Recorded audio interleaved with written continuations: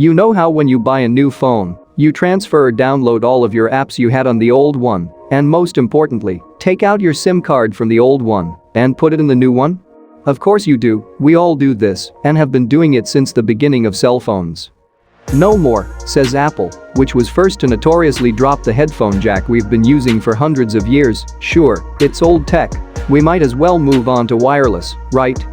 As usual, Apple was mocked for this, especially by big competitor Samsung, which then copied Apple by doing the exact same thing. Apple seems to think it knows what's best for us, and to be fair, its controversial moves often really do push us towards a more convenient future. And that's not a new thing for the Cupertino company. It was one of the first to remove the floppy disk on computers, then the CD tray, then the 3.5mm headphone jack on phones. And now? What's next, you may wonder?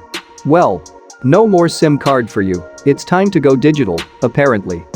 Yes, if you're living in the US and are planning to upgrade to a new iPhone 14, you'll be interested to know that the brand spankin' new iPhones no longer have a SIM card tray. Your physical SIM card that holds your phone number, and in many cases your contacts, won't do you any good anymore. So what are you supposed to do?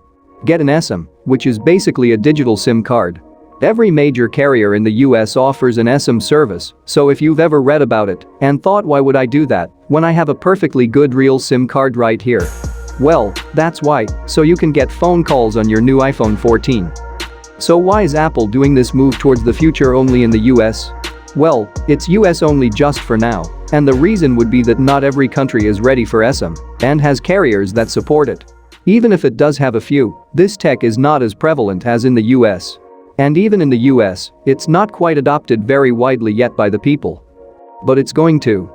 That's the point of Apple's feature removals after all, to kind of force us to get with the times. With the iPhone X in 2017, another notable thing Apple decided to remove was the fingerprint sensor, and that one has not returned on any flagship iPhone yet, nor will it, I presume. But as usual, Apple had an alternative that it deemed better, and that's face identification, or Face ID, as it's called.